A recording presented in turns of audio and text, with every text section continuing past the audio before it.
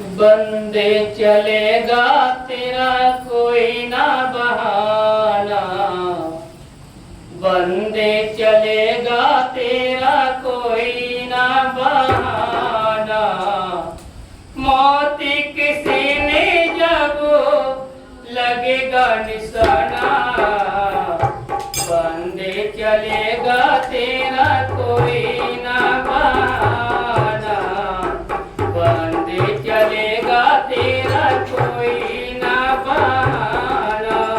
देखो, राजा रंग फकीर कोई भी हो, सबके पास मौत ने आना है, उसने हिसाब किताब लेना है। संत कहते हैं उस समय कोई बहाना नहीं चलता। यहाँ तो बाहर कोई झगड़ा हो जाता है, फैसले हो जाते हैं, एक दूसरे को समझा बुझाकर फैसले कर देते हैं। लेकिन जब मौत के सौदागर आएंगे, वो कोई भी किसी प्रकार का वहां बहाना नहीं चलेगा, कोई फैसला नहीं होगा, वहां कोई ये बाहर की ये धन दौलत नहीं, वहां तो केवल आपकी भक्ति ही फैसला करेगी।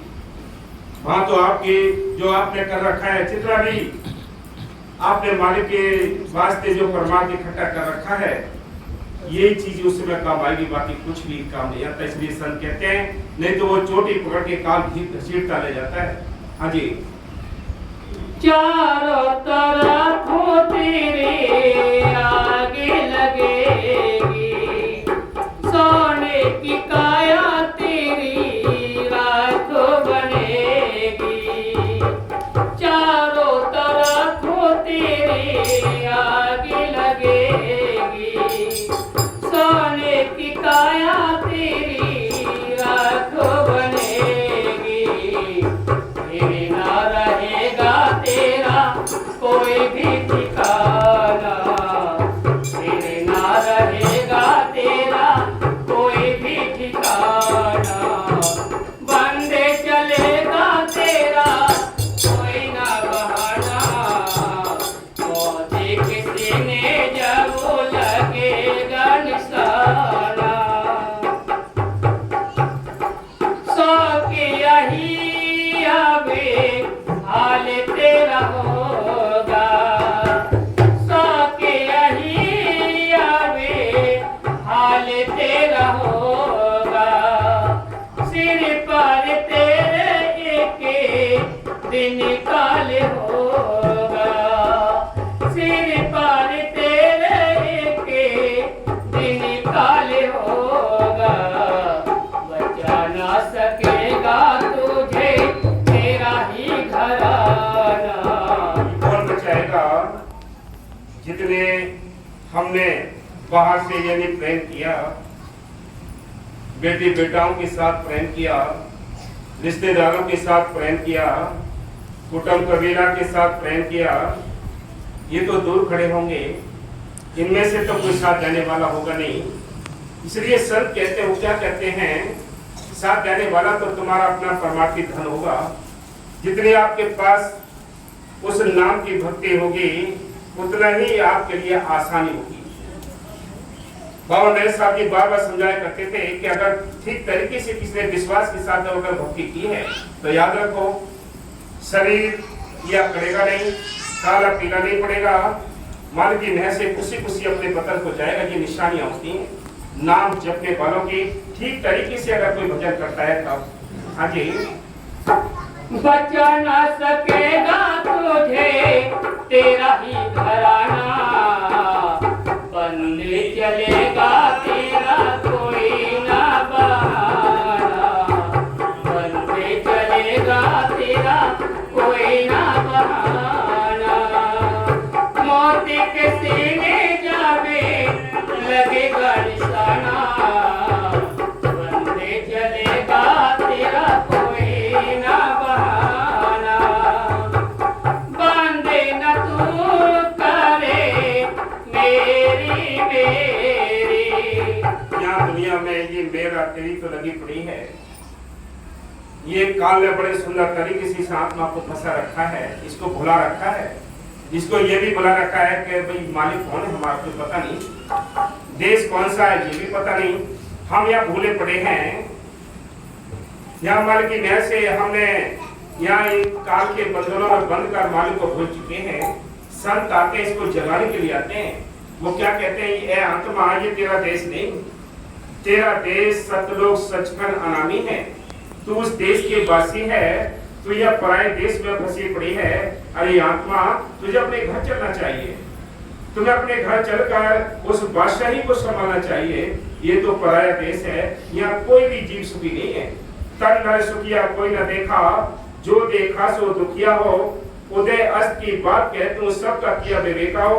कि सारा विवेक करके देख लिया कि कोई भी जीव सुखी नहीं है। सुखी कौन है, जिनका ख्याल मालिकों को जुड़ा है, जो अपने घर गृहस्थी के काम काज करके हकलाल की मेहनत करके वो सुखी हैं, उनका ख्याल मालिकों को जुड़ा है। बाकी सारी दुनिया उस मालिक को भूले पड़ी है, सारी दुनिया उस मालिक से दूर है, अपने घर को भूले पड़ी है। फिर संत आते हैं, इसको जगाते हैं। क्या कहते हैं वो, कि चल हंसा सतलोक हमारे, छोड़ो ये संसार हो। ये संसार काल है, राजा कर्म को जाल पसारा हो।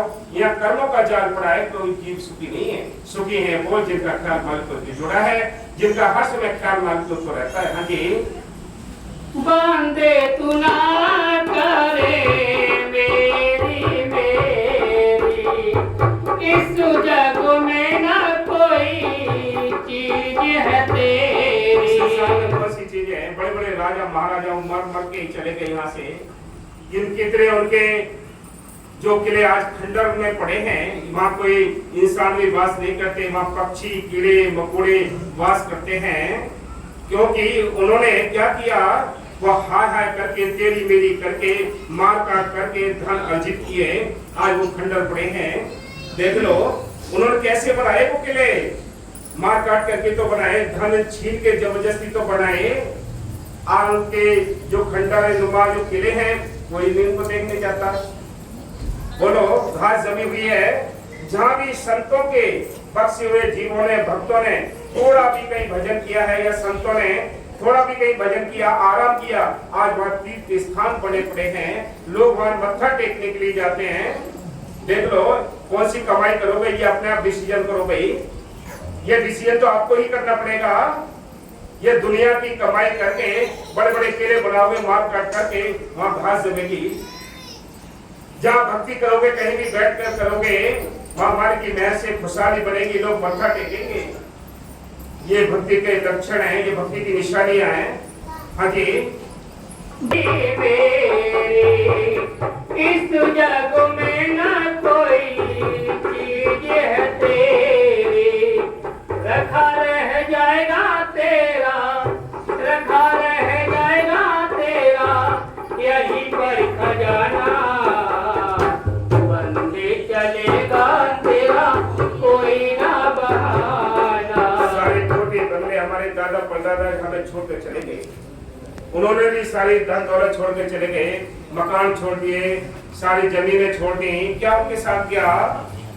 आज उनको उनकी औलादें भूल चुकी हैं। इसलिए संत कहते हैं, जिन्होंने नाम जपा है, जिन्होंने अपने संतों के साथ रहकर वो प्रीत को हासिल किया है, आज उनके नाम रोशन है। उनके ग्रंथ शास्त्रों में उनके वचन लिखे हुए हैं।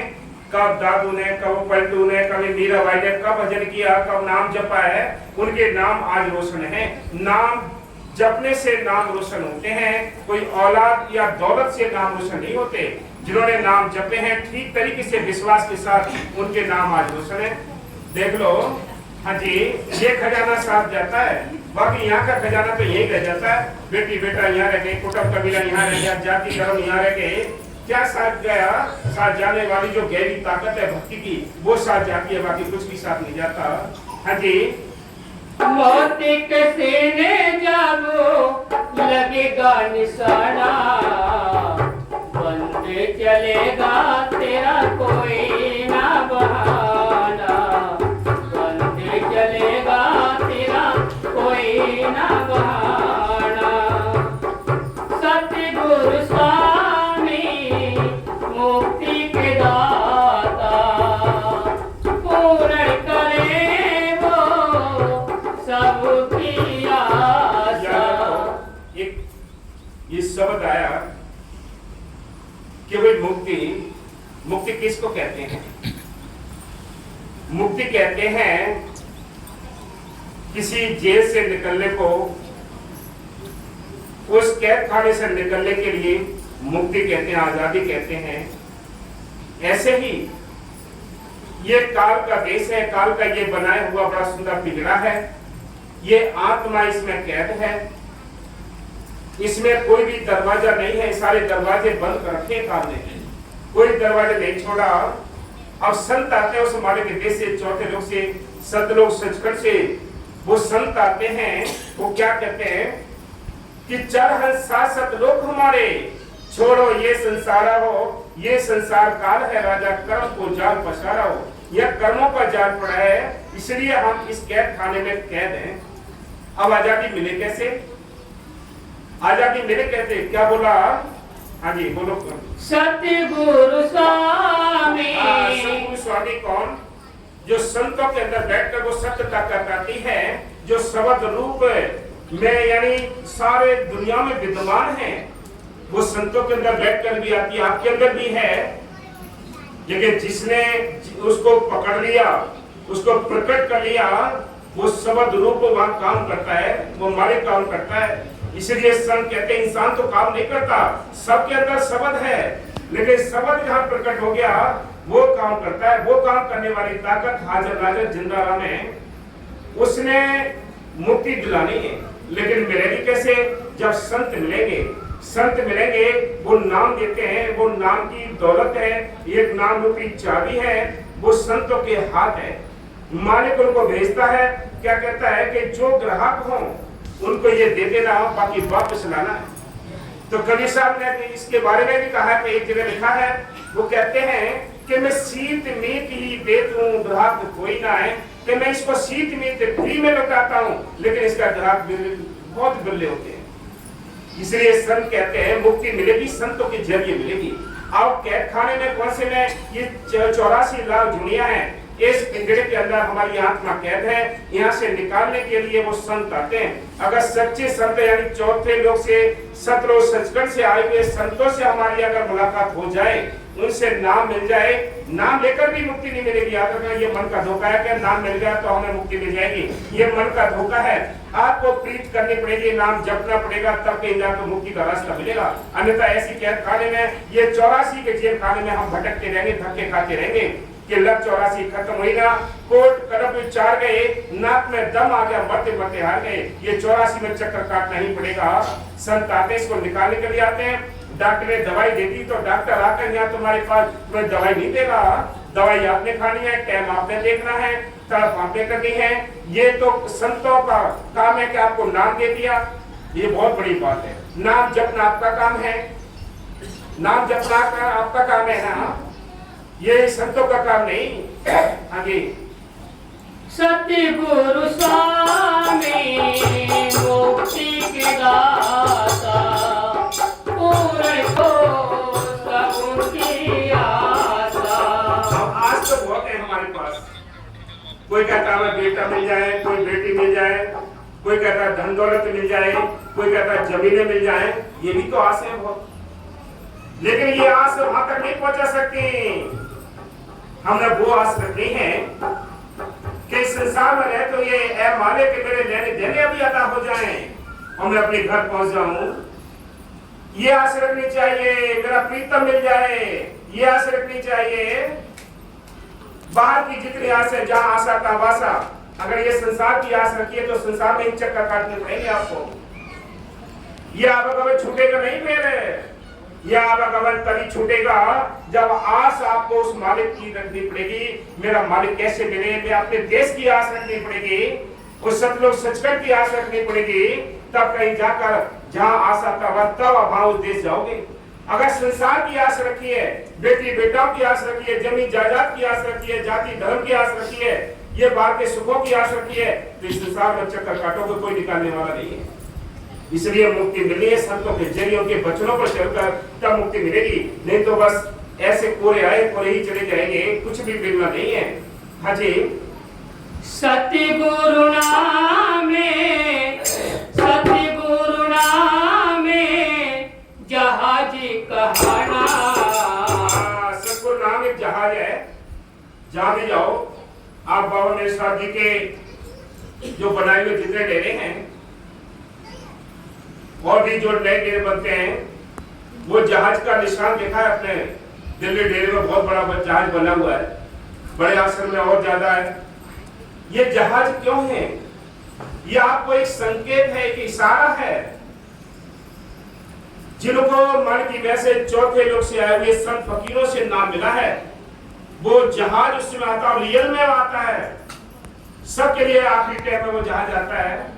लोग कहते भी जाते हैं, बाबा मैसा जी बाबा चिट्ठियों को दिखाया करते थे, फोटो को भी दिखाया करते थे, पढ़ाया करते थे। क्या कहते थे कि जब आखिरी टाइम आता है तो क्या होता है कि जिनके अच्छे ख्याल होते हैं, माँ की नजर अच्छी तड़प होती है, विश्वास अच्छा होता है, उनको 2-4 दिन पहले ही बाबा जी आ जाते हैं, गाड़ी लेकर आ जाते हैं, जहाज आ जाता है, लोग बता के जाते हैं कि अब जहाज आ गया, हमें जाना है। अलीगढ़ के जय साहब है, उनका लड़का था, बहुत अच्छा दबंग था, पूरा परिवार बड़ा प्रेम और तड़प के साथ था।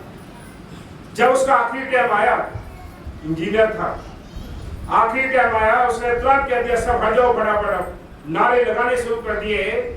तुरंत कह दिया कि बाबा जी की गाड़ी आ गई है, गेट पर खड़ी है, मेरे को जाना है। और 5 मिनट उसने बड़ी तेजी से नारे लगाए, बस चला गया। ये निशानियां हैं सच्चे प्यार की, बातों में मखौल बना रखा है सबने, भक्ति के नाम पर मखौल है। जिनको कुछ पाना है, दुनियादारी के ख्याल छोड़ दो, इतना ही ख्याल रखो, ऐसा ही मालिक इतना दीजिए जहां मैं कुटुंब समाए, मैं भी भूखा न रहूं, साथ न भूख जाए। ऐ मालिक इतना मेरे लिए दे दे, इतनी दया करके मेरे लेने देने भी अदा हो जाएं और मेरे परमात्मा की कार्य भी हो जाए। बस इतना दे, इतना ना दे ताकि ऐसा ना हो मेरे बंधन लग जाए, बेड़ियां पड़ जाएं, मैं आगे बढ़ ना पाऊं। तो इतना ना दे दे। इसलिए मन की नह से फिर और भी कहा है कि सुख के माते शिल्प हैं, जो नाम हृदय से जाए, बलिहारी बात दुख का जो पल पर नाम रटाए। कैसे सुखों पर पत्थर पड़ जाएं, ऐसे भी लिख दिया। अब हमें परेशान हो जाएंगे कि हम इधर सुख मांगते हैं और संत कहते हैं पत्थर पड़ जाए।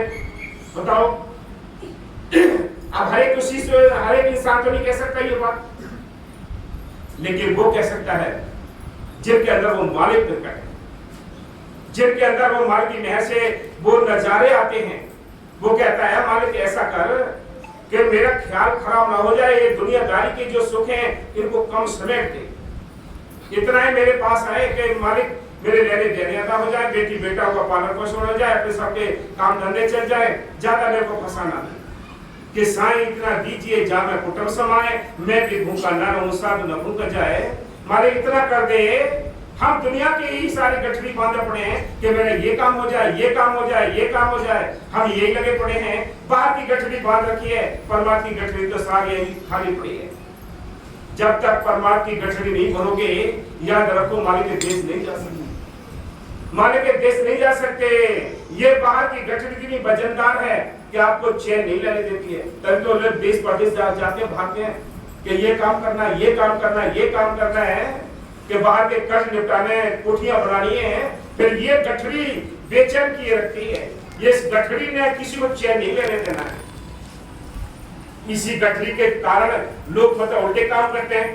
कोई जेब काटता है, लोग के कारण तो काटता है। ये सारे दुश्मन इसके साथ लगे पड़े हैं। किस वास्ते? ये गठरी के कारण। ये गठरी ज्यादा भारी है तो मालिक का ख्याल भी कम आता है, सेवा स्मरण का ख्याल कम आता है। याद रखो, दोनों गठरी बनी है। स्वार्थ के काम भी करना है, परमात्मा के भी काम करने हैं। इसलिए संत कहते हैं कि मन की नह से संतों ने तो आपको नाम दे दिया है। नाम जपना, प्रीत करना, प्रेम करना, ये आपके अपना काम है। आपने अपना काम नहीं किया तो मालिक का तो क्या काम उसका कोई दोष नहीं। हम दोष डॉक्टर को देते हैं, दवाई का दोष नहीं, डॉक्टर का दोष नहीं, दोष है हमारा। या तो हमने उसको खाया नहीं है दवाई के लिए, परहेज नहीं रखे हैं, तो दवाई काम नहीं करेगी, मारे जाओगे बीमार होके। इसलिए संत कहते हैं, संतों ने नाम दिया है तो जपना आपको पड़ेगा। टाइम भी दे दिया बाबा जी ने, सुबह शाम 2-2 घंटे बैठो भाई, जितना बैठो उतना बैठो, जितना आपके बस की बात है उतना बैठो। उन्होंने तो बड़ा साधन सरल कर दिया है। हाँ जी, दे चलेगा